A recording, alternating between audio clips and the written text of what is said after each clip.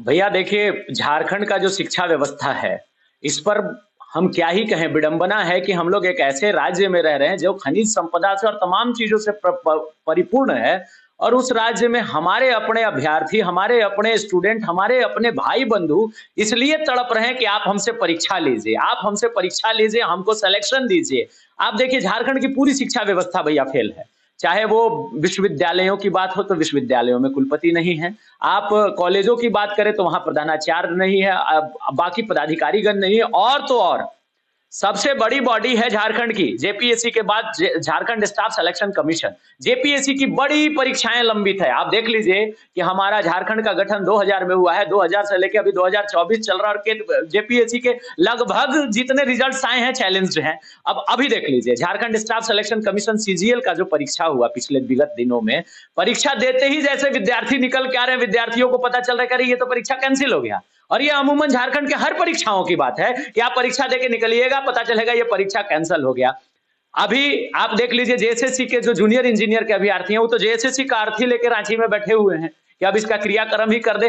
कितना अविश्वास है सरकारी संस्थाओं पे। हमारे राज्य के युवाओं को पढ़ रहे हैं भैया। एक युवा बचपन से तैयारी करता है सरकारी नौकरी का, उसको आस रहता है कि अच्छी सरकार आएगी। माननीय हेमंत सोरेन जी ने पूरे पर्चे उड़ाए थे कि 5 साल में इतना रोजगार, आपको ग्रेजुएट को इतना भत्ता, पोस्ट ग्रेजुएट को इतना भत्ता, ये वो लन फन सारी चीज बोल के आए थे ये मुख्यमंत्री जी। और ये एक परीक्षा नहीं करा पा रहे हैं। जेएसएससी का परीक्षा का पेपर लीक होना, आपको मैं बताऊं कि अगर इसकी बढ़िया से जांच हो जाए, सीबीआई जांच होनी चाहिए, इसमें बड़े से बड़े पदाधिकारी और मंत्री इसमें इन्वॉल्व मिलेंगे। आपको मैं आपके चैनल के माध्यम से ये बता रहा हूं। क्या जानेंगे ये नेता 5 साल तैयारी करे, और अगर इनका पता चले कि जिस दिन चुनाव हुआ पाकिस्तान जैसा, और चुनाव के दिन पता चले कि धांधली हो गया, इनके रिजल्ट की जगह किसी और का रिजल्ट निकल गया, या रिजल्ट लंबित रहेगा अभी आने वाले 5 वर्षों तक, तब इनको कैसा महसूस होगा। इनको युवाओं का दर्द समझ में नहीं आ रहा है। ये हर चीज को वोट बैंक और हर चीज को एक पॉलिटिक्स और पॉलिसी के तहत देखते हैं। एक युवा जिसका कैरियर खत्म हो जाएगा, जिसको उम्र की पात्रता खत्म हो जाएगी, आयु सीमा उसकी खत्म हो जाएगी, जो विगत 5-10 वर्षों से लगातार तैयारी कर रहा है, वो किस मुंह से अपने घर जाएगा, गांव जाएगा, जो रांची में रहकर और बड़े शहरों में रहकर तैयारी कर रहा है। इनको ये बात समझ में नहीं आता है, और वो किसी योग्य नहीं बचेगा भैया।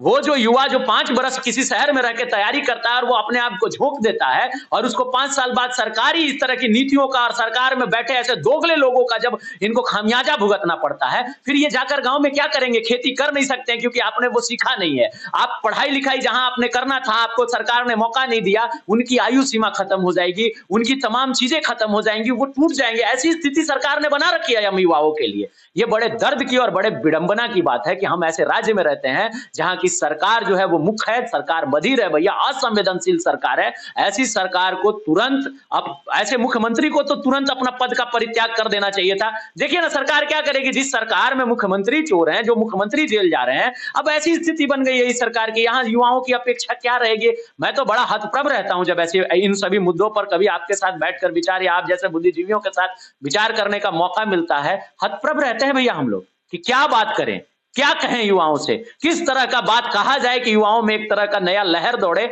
और हर एक युवा झारखंड का समर्पित है झारखंड निर्माण के लिए। आप मौका तो दीजिए, आपके पास मौका नहीं है।